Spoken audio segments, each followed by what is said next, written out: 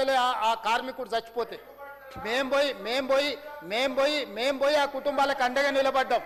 ఇవాళ నష్టాలలో ఉన్న ఆర్టీసీని మహిళలకు ఉచిత బస్సు ప్రయాణం మహాలక్ష్మి గ్రూప్ ద్వారా అమలు చేయడంతో ఈరోజు లాభాల బాటలో పడుతుంది అధ్యక్ష. ఈరోజు ఆ సంస్థను నిలబెట్టినాం.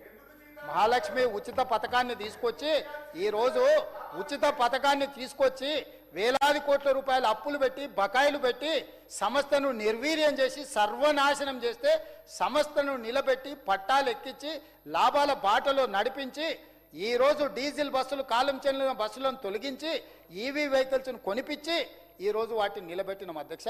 మహిళలను ఉచితంగా బస్సులో ప్రయాణం చేయడానికే కాదు అధ్యక్ష, ఆర్టీసీ బస్సులకు ఆడబిడ్డల్ని యజమానులను చేసినాం అధ్యక్ష. ఈరోజు సీతక్క నేతృత్వంలో 1000 బస్సులకు ఆడబిడ్డల్ని యజమానులను చేసి బస్సులు కొనుగోలు చేసి ఆర్టీసీకి కిరాయికి పెట్టి యజమానులుగా ఈరోజు నడుపుకునే అవకాశం కల్పించినాం. వాళ్ళ అదానీ అంబానీలకు సోలార్ పవర్ ప్రాజెక్టులు కట్టబెడితే ఆడపిల్లలకు 1000 మెగావాట్లు సోలార్ పవర్ ప్రాజెక్టులు అప్పచెప్పి అదానీ అంబానీలతోని తెలంగాణ ఆడబిడ్డలు సోలార్ ఉత్పత్తి చేయడానికి వ్యాపారాలుగా మార్చినాం అధ్యక్ష. ఆ రోజు ఇండియన్ ఆయిల్ కార్పొరేషన్ నుంచి భారత్ పెట్రోలియం వరకు వాళ్ళు పెట్రోల్ బంకులు తెచ్చుకుంటే జిల్లా కేంద్రాలలో ఆడబిడ్డలకి ఈరోజు పెట్రోల్ బంకులు కేటాయించి పెట్రోల్ బంకుల యజమానులను తయారు చేసినాం అధ్యక్ష. అంతెందుకు అధ్యక్ష, హైటెక్ సిటీ పక్కన ఒకటి నైట్ బజార్ అని అప్పట్లో శిల్పారామం పక్కన పోయిన ప్రభుత్వం పెట్టింది. దీన్ని కార్పొరేట్ వాళ్ళకి తెగ నమ్ముకున్నారు అధ్యక్షులు. నేను వచ్చి చూస్తే ఇంత మంచిది ఏందా ఏమవుతుందని చూస్తే అమ్మేసుకోరు అధ్యక్ష, ముంగేసే వరకల్లా నాకు చికాకు వచ్చి మింగిన దాన్ని లోపల నుంచి బయటికి గుంజిన అధ్యక్ష.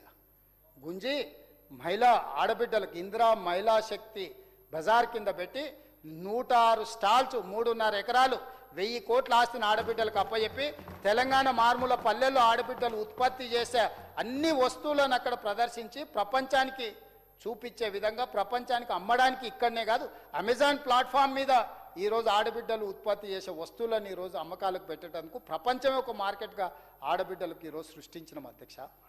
ఇదే కాదు ఈరోజు జిల్లా కేంద్రాలలో అదొక మళ్ళీ అమ్మకాల మీద రోజు మొత్తం మాట్లాడతా.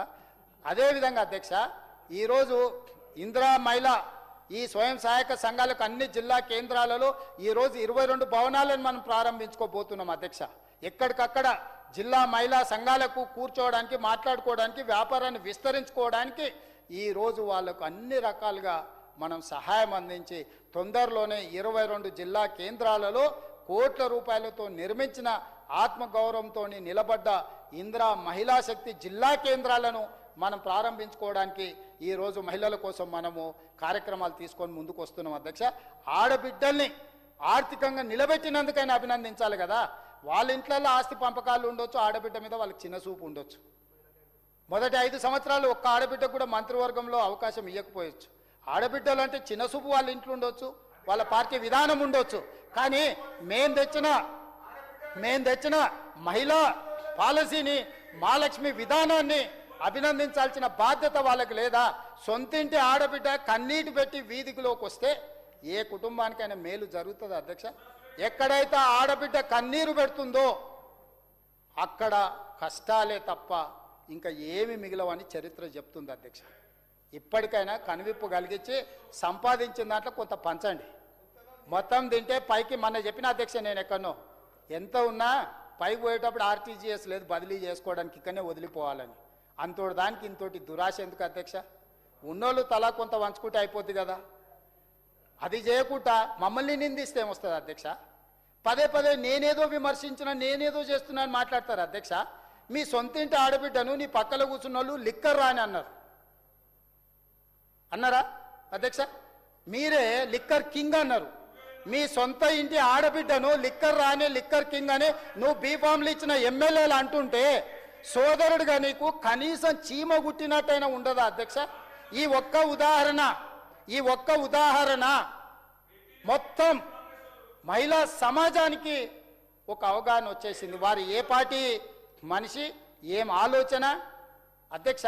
భిన్నాభిప్రాయాలు ఉండొచ్చు, భేదాభిప్రాయాలు ఉండొచ్చు, కుటుంబంలో తగాదాలు ఉండొచ్చు, ఆస్తి తగాదాలు ఉండొచ్చు. దాయాదుల పోరు మహాభారతంలో చూసినాం. రాజ్యాల కోసం కుత్తుకలు కోసుకున్న వాళ్ళని చూసినాం.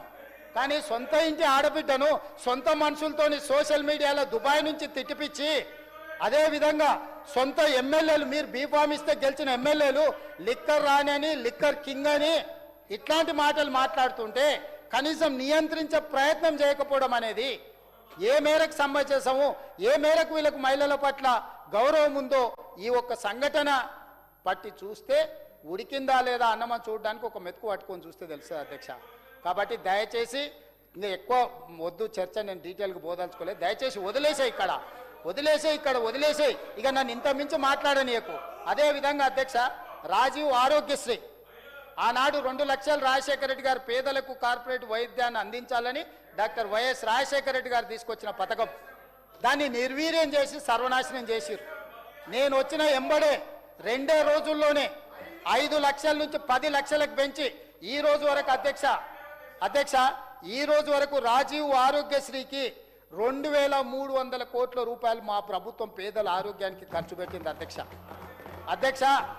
సీఎం రిలీఫ్ ఫండ్ వాళ్ళకి చుట్టాలకు కావాల్సిన వాళ్ళకు ఇచ్చి చెక్కులు కూడా వాళ్ళ ఖాతాలను వేసుకొని పాపం పేదోళ్ళ మీద బాధితుల మీద నిర్వీర్యమైన వాళ్ళని పెట్టి పిఎలను పెట్టించి చెక్కులని ఖాతాలు వేసుకొని దొంగలిచ్చిన దొంగలు అధ్యక్ష. సీఎం రిలీఫ్ ఫండ్ను ఆ రాజీవ్ ఆరోగ్యశ్రీ చెక్కులను కొల్లగొట్టి ఏ మాత్రం సిగ్గుపడకుండా అక్కడ నించొని మమ్మల్ని నిందిస్తారు అధ్యక్ష. చెక్కుల రూపంలో పేదోళ్ళకి చెందాల్సిన రాజీవ్ ఆరోగ్యశ్రీ చెక్కులను, సీఎం రిలీఫ్ ఫండ్ చెక్కులను తరలించి వేరే ఖాతాలు వేసుకొని దొంగిలించిన దొంగలు అధ్యక్ష. పేదోడు సొమ్ము తిన్నోడు ఎవడన్నా బాగుపడతాడు అధ్యక్ష? ఎంత పరిస్థితి లేనోడో రాజీవ్ ఆరోగ్యశ్రీకి అప్లై చేసుకుంటాడు అధ్యక్ష. ఇవాళకి 2046 కోట్ల రూపాయలు ఈ రోజుకి నేను సీఎం రిలీఫ్ ఫండ్లో ఖర్చు పెట్టిన అధ్యక్ష. మొత్తం కలిపి దాదాపుగా ఈ 26, 25 నెలలలో 4400 కోట్ల రూపాయలు ఈరోజు పేదల వైద్యం కోసం, ఆరోగ్యం కోసం ప్రభుత్వం ఖర్చు పెట్టింది అధ్యక్ష. దానికోసమైనా అభినందించాలి కదా అధ్యక్ష. అదేవిధంగా అధ్యక్ష, 500 రూపాయల గ్యాస్ సిలిండర్ ఆనాడు దీపం పథకం, ఇతర పథకాల ద్వారా పేదలకు కట్టెలపై నుంచి ఆడబిడ్డలు పొగ గొట్టాలతోని ఊపిరితిత్తులకు పోయి క్యాన్సర్ వచ్చి చచ్చిపోతుంటే శ్రీమతి సోనియా గాంధీ గారు ఆడబిడ్డలకు ఉచితంగా సిలిండర్ గ్యాస్ పొయ్యి ఇవ్వాలని పథకాన్ని ప్రవేశపెట్టింది. ఆ రోజు 400 రూపాయల సిలిండర్ ఉండే, 12 నూర్లు చేసింది. కొనలేని పరిస్థితి. గ్యాస్ పొయ్యిలు సిలిండర్లు అటకెక్కి కట్టెల పొయ్యికి వస్తే మళ్ళీ సోనియమ్మ గ్యారంటీ కింద 500 రూపాయలకు సిలిండర్ ఇచ్చి ఇప్పటి వరకు మా ఉత్తమ్ కుమార్ రెడ్డి గారు 43 లక్షల కుటుంబాలకు 752.22 కోట్లు సబ్సిడీ చెల్లించింది అధ్యక్ష.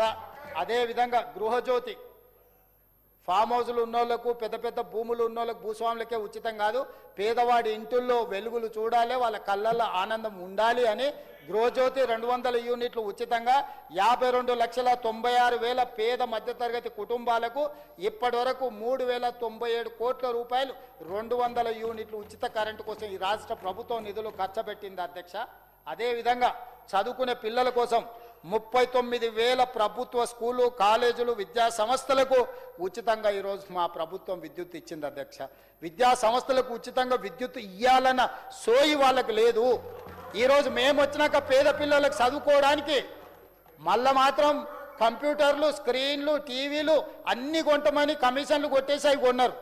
కానీ అవి నడవడానికి ఇవ్వాల్సిన కరెంటు ఇవ్వకుంటుంటే ఇన్ని స్కూళ్ళకు ఉచితంగా కరెంటు మేము ఇచ్చినాం అధ్యక్ష, మా మంత్రివర్గం ఇచ్చింది అధ్యక్ష. అదేవిధంగా ఇందిరమ్మ ఇండ్లు, డబుల్ బెడ్రూమ్ ఇండ్లు అన్నారు. ఏం మాట్లాడిండ్రు అధ్యక్ష ఆనాడు ఎలక్షన్ల ముందు? ఇందిరమ్మ ఇల్లు, డబ్బా ఇల్లు, కాళ్ళు కొడుకు వస్తే యాడ్ ఉండాలి, కోడలు వస్తే కొడుకు కోడలు ఉంటే యాడ్ ఉంటారు, బిడ్డ అల్లుడు పండగకు వస్తే యాడ్ ఉంటాడు, కాళ్ళు చాపుకుంటే కాళ్ళు బయట ఉంటాయి, గొర్రె పిల్లనో మేక పిల్లనో కుక్క పిల్లలు ఉంటే ఎడగట్టేసుకుంటారు.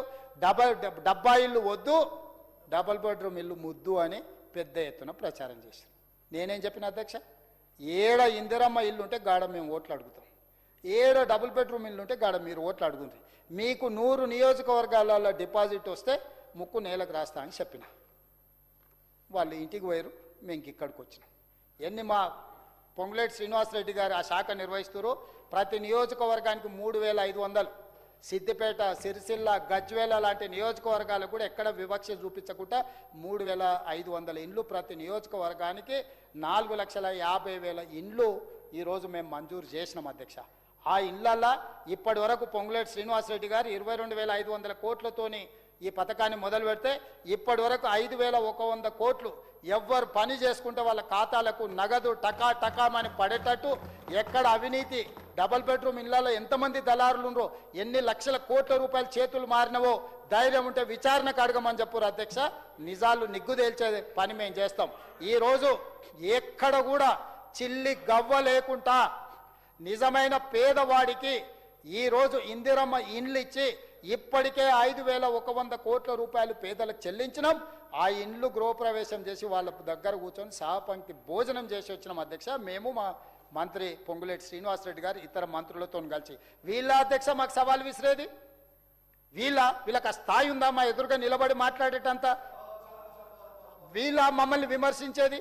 అదేవిధంగా రైతు రుణమాఫీ 25,35,964 మంది రైతులకు 20,616 కోట్ల రూపాయల రైతు రుణమాఫీ 2 లక్షల రూపాయలు మొదటి సంవత్సరంలోనే చేసి రైతు రుణమాఫీ చేసి రైతులకు విముక్తి కలిగించి, నిన్నగాక మన కేంద్ర ప్రభుత్వం విడుదల చేసిన నివేదికలో అతి తక్కువ అప్పులున్న రైతు రాష్ట్రం తెలంగాణ రాష్ట్రాన్ని కేంద్ర ప్రభుత్వం ప్రకటించింది అధ్యక్ష. అందుకే ఈరోజు ఇదే కాదు, రైతు భరోసా 1,52,00,000 ఎకరాలకు 70 లక్షల పైగా రైతులకు ఇప్పటి వరకు 18,000 కోట్ల రూపాయలు ఇచ్చినాం. రేపు 22 నాడు మళ్ళీ రైతు భరోసా కార్యక్రమాన్ని మొదలు పెట్టబోతున్నాం అధ్యక్ష. అదేవిధంగా సన్న ఓట్లకు బోనసు ఈ రోజుకు మా ఉత్తమ్ కుమార్ రెడ్డి గారు సన్న ఓట్లకు బోనసు ఇప్పటి వరకు 1,940 కోట్ల రూపాయలు ఇప్పటి వరకు చెల్లించిండ్రు అధ్యక్ష. ఇవి మా గ్యారెంటీలు. ప్రజలు మమ్మల్ని నమ్మిండ్రు కాబట్టి మాకు